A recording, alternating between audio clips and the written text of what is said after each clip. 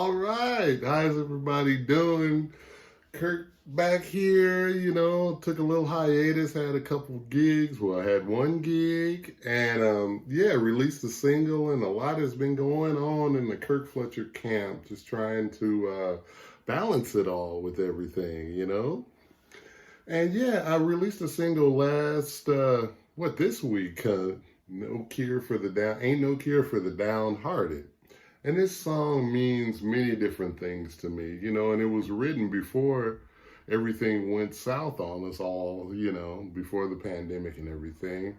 And I just wrote this song, about people who sort of, no matter what happens, no matter what good things or whatever happens, they're just sort of these people that are sort of just depressed, or maybe negative people and things like that. And I also wrote this song as sort of a person who's lived a lot of their life, and are now at a more advanced stage, and they're reflecting on the things that they've done wrong in their life, And it's just, just really having just conversations with different people and things like that, And also me being a young man, I dreamed a lot, and I thought of and I wished and I wanted to make music and play, and I had dreams of doing certain things. Some I've achieved and some things I haven't, and I'm still, driving and pushing forward to try and achieve some of those things no matter what.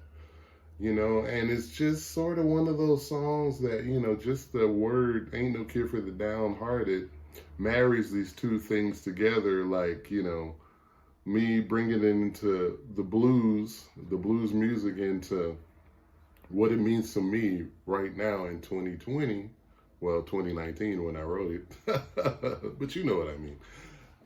And also bringing in words and different lingo from, like the older blues songs and classic blues songs that I love so much. And that word downhearted was sort of the, spark, because I just love that word. It's so blue and so downhearted. These type words, I love marrying modern topics or topics that relate to me in my personal life, and observations of watching other people and stories and just general talks and things, marrying that with classic blues phrases and stuff, It's been done before, but I really picked up on it, And that's basically the basis of this song, what it means to me a little bit, as well as, after going through all this, the video depicts different scenes and things, So, yeah, it's just a kind of a,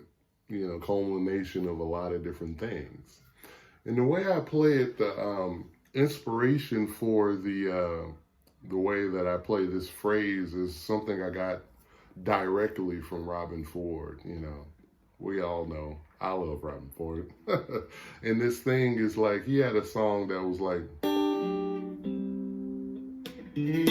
minor blues.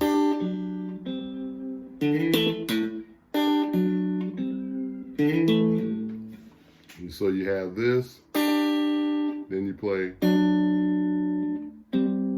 It's like giving a minor chord movement, a little movement.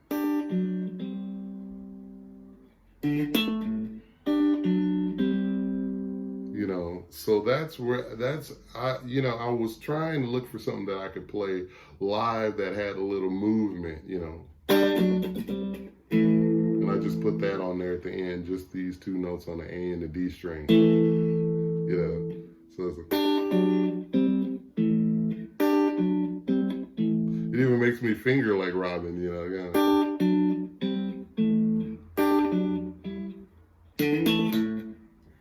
And then, the rest of it is sort of like my take on Robert Cray kind of phone booth kind of thing, That's the thing. I always like to give credit to the things that the musicians that inspired me to play and create, and just, it may be one little note that some of my favorite musicians might play, or a little figure or something like that.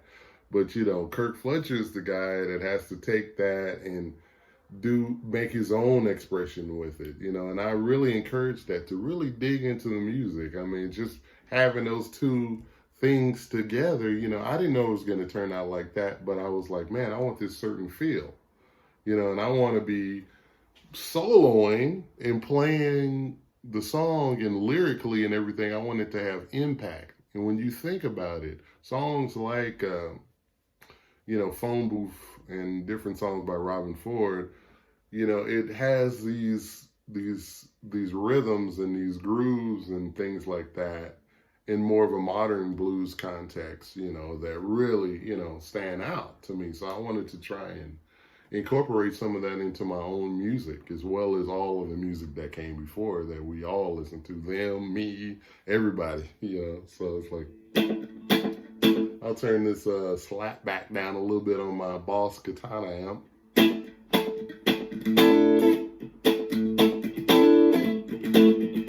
That's kind of a classic minor rhythm, nothing too spectacular about that, you know. But when you put like these little heads on things, you know, you do these little figures at the top of it, it kind of gives it some place to go, you know. And I think I overdubbed one part where I could, so the part could really stand out.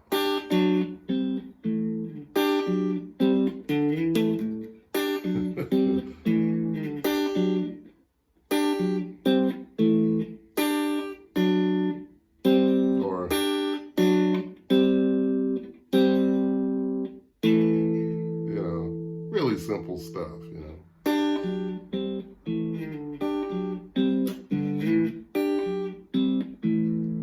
You know, that kind of thing. And then get into that groove.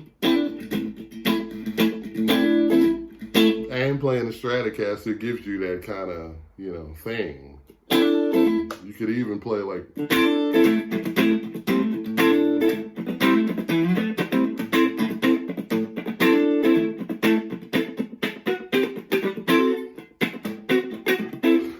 has an Nile Rodgers thing to it now. You know, that kind of thing. And then the last figure is just another, you know, which is a classic kind of Robert Cray. I always hear that little voicing, and it's a signature thing. You know, leaving out that note, whatever it is, a D, I guess.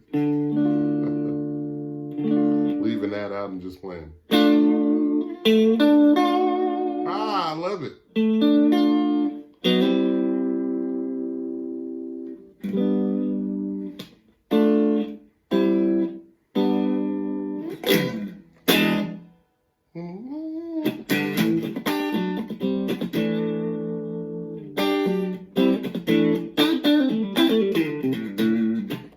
And the solo is just, you know, that's, you know, do whatever you want on the solo, because I will every time I play it. And that's all. I hope everybody's having making it through, you know, and having a relatively okay time, you know. And yeah, there'll be a lot more videos and all that kind of stuff, you know. Just a little busy right now with the album release and things, but stick it out, and I will too, and let's all try and get through it. I'll talk to you soon. Take care.